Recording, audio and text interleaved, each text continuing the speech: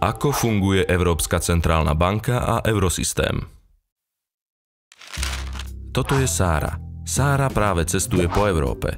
Zdá sa jej praktické, že na mnohých miestach môže platiť eurami a nemusí si meniť peniaze.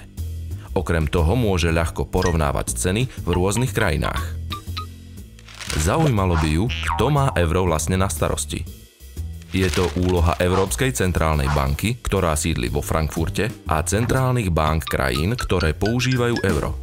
Všetky spolu tvoria eurosystém.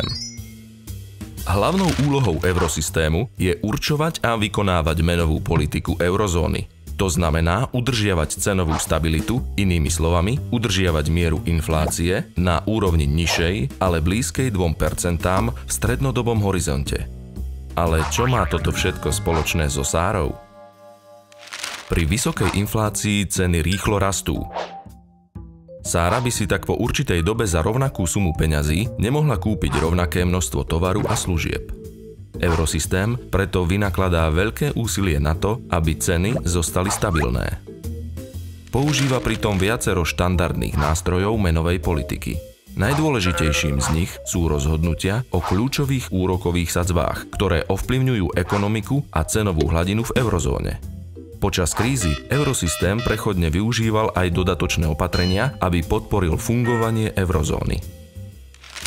Dôležité rozhodnutia v eurosystéme prijíma Rada guvernérov Európskej centrálnej banky. Tento orgán tvoria guvernéri všetkých národných centrálnych bank krajín eurozóny a členovia výkonnej rady Európskej centrálnej banky. Členovia Rady guvernérov však nezastupujú svoje vlastné krajiny. Hlasujú úplne nezávisle v záujme eurozóny ako celku. Rozhodnutia sa prijímajú kolektívne, pričom každý člen má jeden hlas.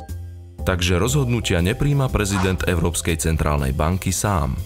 Eurosystém plní aj celý rad ďalších úloh, napríklad zabezpečuje plynulé fungovanie platobných systémov v záujme rýchlejších, bezpečnejších a jednoduchších bezhotovostných platieb v eurách po celej Európe. Vedie a spravuje oficiálne devízové rezervy a ďalšie aktíva a zbiera a zostavuje rôzne štatistiky. Európska centrálna banka je tiež zodpovedná za schvaľovanie emisie eurových bankoviek, z ktorých niektoré sa dostanú aj do Sárinho vrecka. Sára tak má na svojej ďalšej ceste po Európe lepšiu predstavu o tom, čo a kto sa za eurom skrýva. A tiež lepšie rozumie tomu, ako Európska centrálna banka a národné centrálne banky ovplyvňujú ľudí v eurozóne bez ohľadu na to, kde žijú, študujú, cestujú alebo pracujú.